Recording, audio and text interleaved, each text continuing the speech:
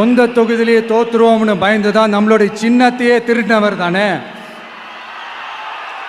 அதனால தான் நம்மளோட மன்றத்தில் பல வருஷமாக பயணித்த ஒரு சுயேட்சை வேட்பாளரோட சின்னத்தை நம்மளோட தான் அரவணைச்சி ஆதரிக்கிறோம்.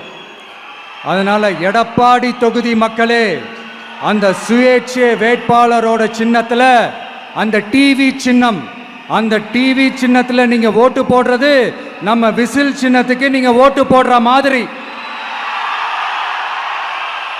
அதனால எடப்பாடி தொகுதி மக்களே, தயவு செஞ்சு அதை மறந்துடாதீங்க. இந்த திமுகவுக்கும் மற்றும் பலருக்கும் ஒரு காமன் ஓனர் ஒருத்தர் இருக்கிறார்ல, யாரு? பாஜக. அதில் ஒரு பாஜக மந்திரி ஒருத்தர் சொல்றாரு, விஜய் என்னப்பா, விஜய் நடிங்க, விஜய் நடிங்க, விஜய் நடிங்க, விஜய் நடிங்க. ஆமா, நான் நடிகன் தான், இப்போ யாரும் இல்லைன்றா. என்னமோ இவர் என்னமோ புதுசா கண்டுபிடிச்ச மாதிரி.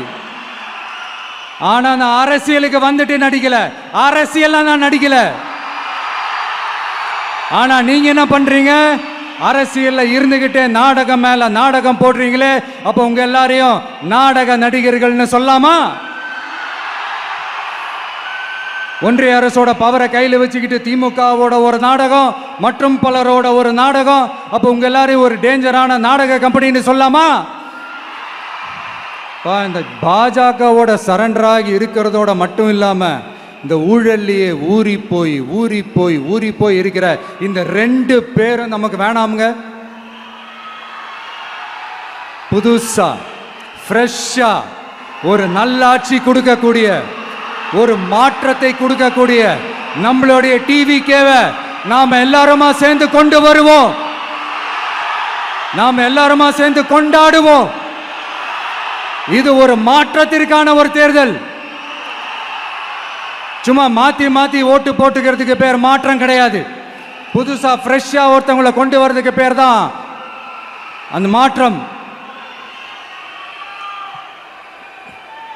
இந்த போகி பண்டிகை அன்னைக்கு வீட்டில் இருக்கிற வீணா போனதையெல்லாம் தூக்கி வீசி எறிவோம் தெரியுமா?